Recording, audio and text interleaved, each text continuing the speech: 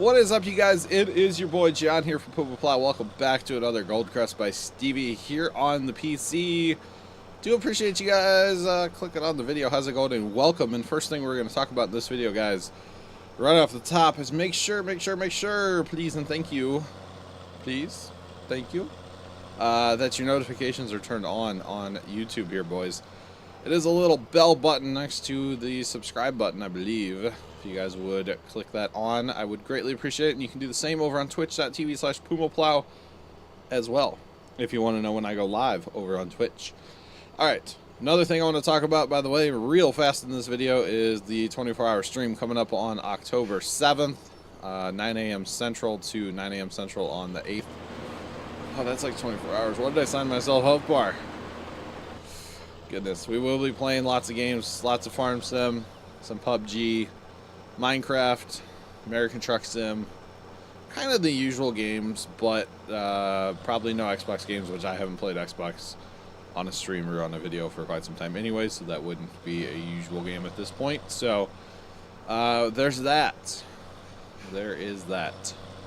I'm actually planning on not even hooking up the Xbox for that, to be perfectly honest, because you guys know I'm doing the 24-hour stream from my garage. Again, we did it there last year. I just can't sit where I'm at right now and do a 24-hour stream because people are sleeping in the house.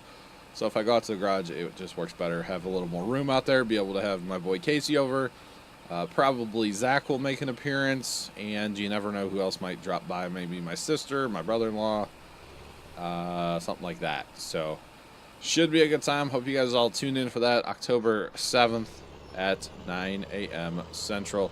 And probably all of it, I was had to think there, probably all of it will make it to YouTube eventually throughout the next week or so after the stream. So if you guys can't make it out live, don't fret. Probably all of it, yeah, probably all of it will make it to YouTube eventually. That is an editing and rendering nightmare, by the way. Mostly rendering nightmare. Just so you know. But that's okay. It's all good in the hood. You're not, like, full at all. So it's all good. It's a good time. So I hope you guys all tune in for that 9 a.m. Central on October 7th. Should be a really great time. All right, back to our straw pickup that we were doing last video, guys. Like I said, I talked about doing a high speed for this video, but I don't think there's enough work to do for a high-speed video. When I do a high-speed video, I need to record for like an hour and 10 minutes, somewhere in there, to smush it down to a 20. So I just don't feel like there's enough, quite enough to do to make it a high-speed video. So hope you guys understand there. Hope y'all are on the same page, you know what I'm saying? So, alright, I believe, yeah, we were working over here on the right. We're just about done with this field. Got 3 more passes, not a big deal. And then we need to get our cedar rolling as well. Actually, we should do that here in just 1 second. When we drive past it, we should go ahead and jump in, fire it up on, what was that, field 22? Oot to the ooh. Good old field 22. Ooh, ooh. Right? It's the best field on the game. So there's that. So, okay. But yeah, 24-hour stream should be a really good time. And of course, if you guys don't know, we are raising money for the Extra Life charity.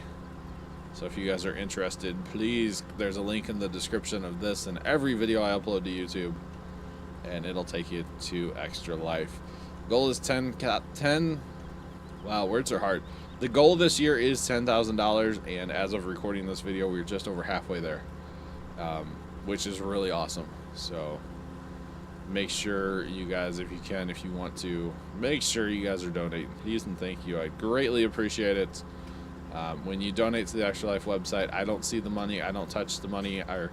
I just see a number. So, you know, don't worry if you guys are worried like, oh, he's just, no, I'm not. Because I don't get the money. I don't see it. I don't touch it. So there is that.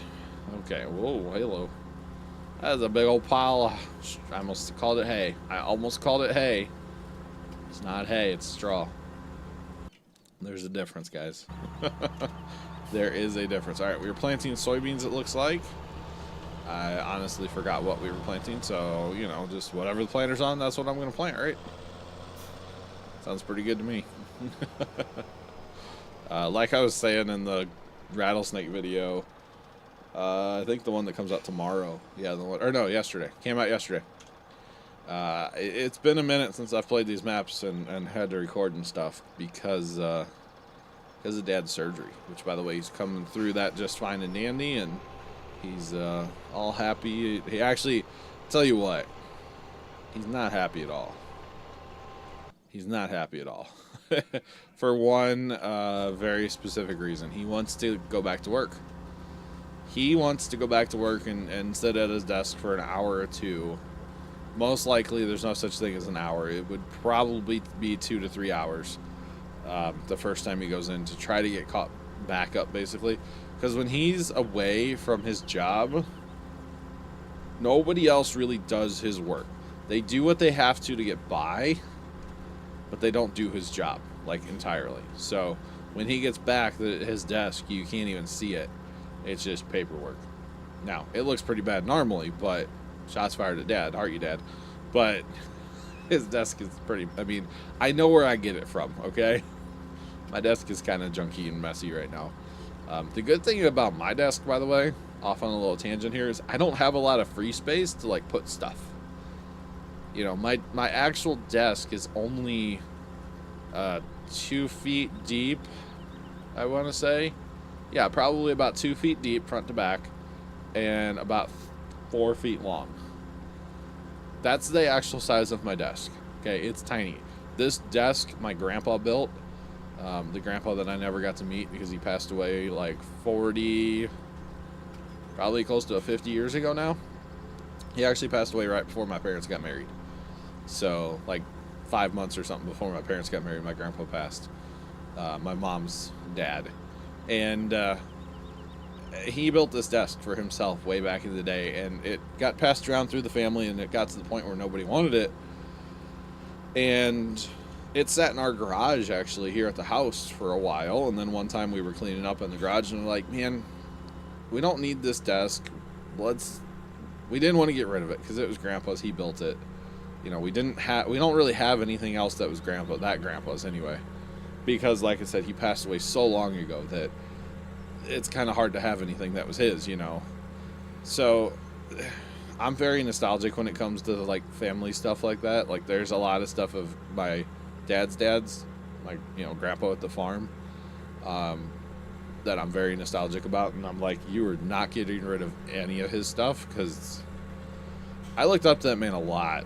I didn't get to know him. I mean, I knew him for a while, but I was pretty young when he was...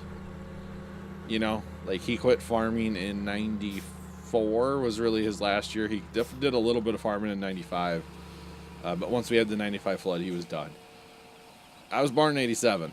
So I was kind of young when he was still farming. I do remember just a little bit of him still farming. But not really much at all. So, you know, I missed out on a lot of that, but there's a lot of stuff, you know, tools and different things at the farm where I'm like, you're not getting rid of any of that stuff because that's Grandpa's, okay? But as far as this desk goes, it sat in my garage for, I want to say, a good couple of years. Because my uncle had it, he decided he didn't want it anymore. He didn't have space for it, whatever. And he gave it to my mom. And then, like I said, we didn't have a need for it necessarily, and it sat in my garage forever. And then we took it to the farm, and we actually put it up in the loft of the big shed.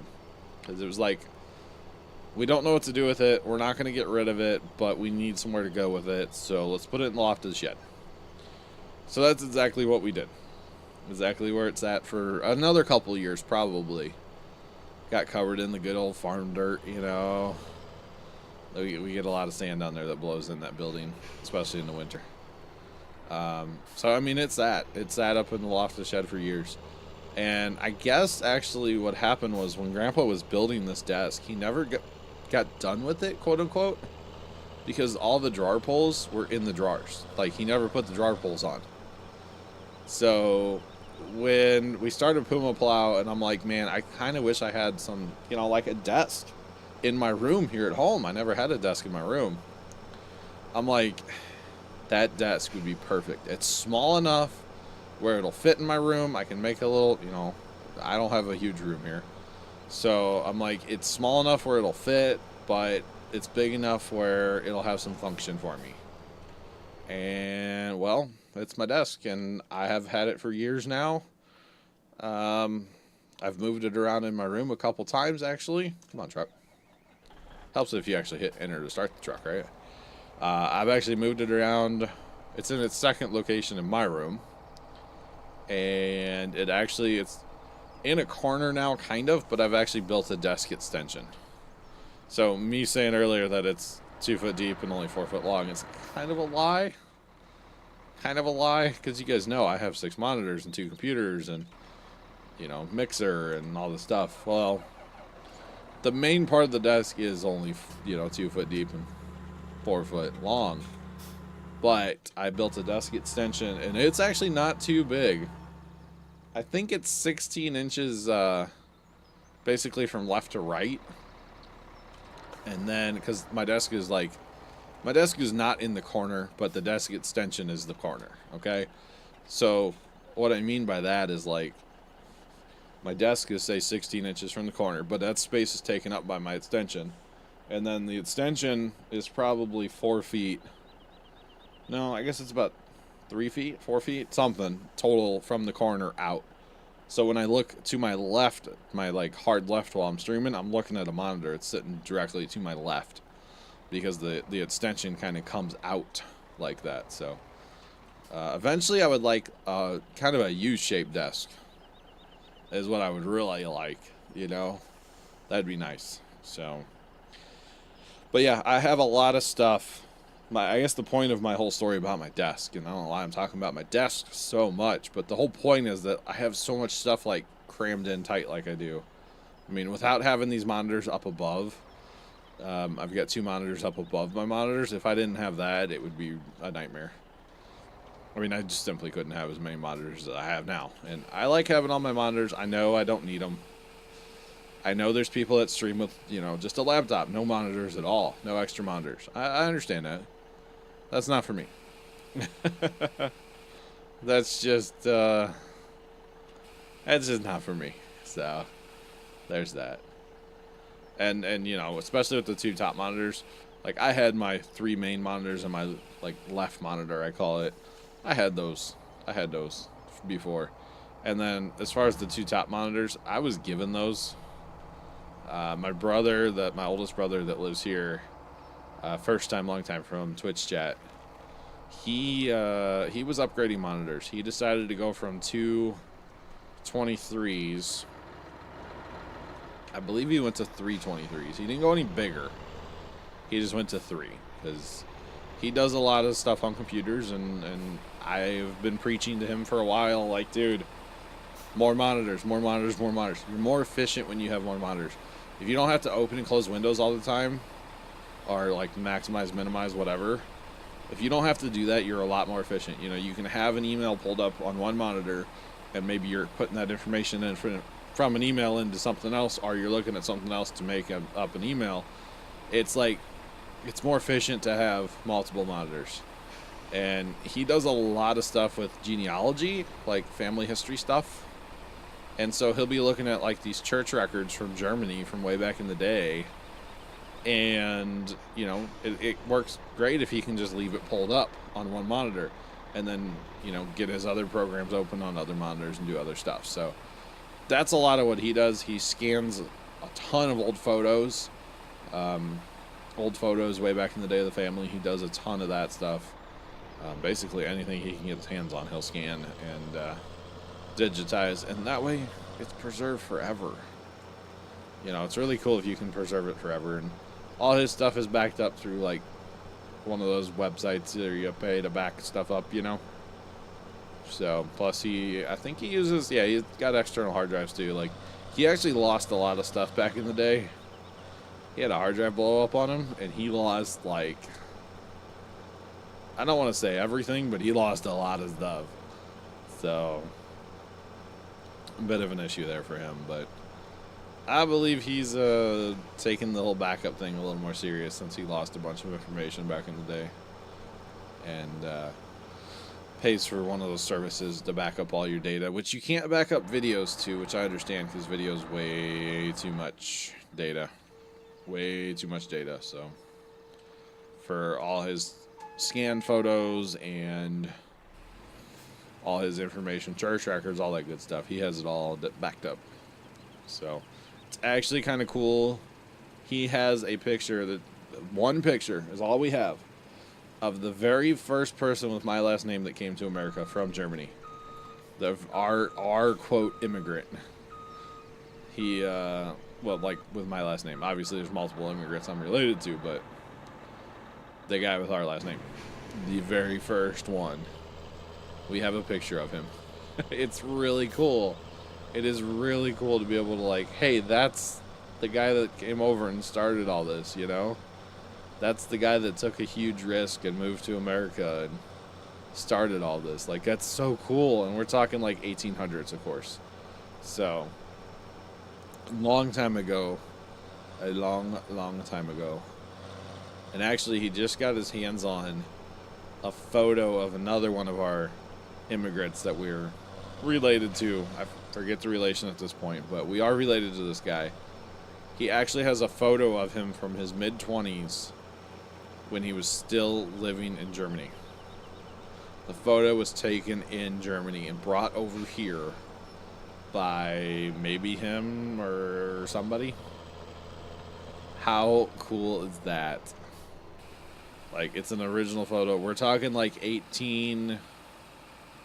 What did he say? Like 1830s, 1840s, somewhere in there. Like, that's crazy. That is absolutely crazy to me. Like, it's so cool to have that, you know? He actually got in contact with a distant family member that has all kinds of old photos and has been able to get some of them to scan them.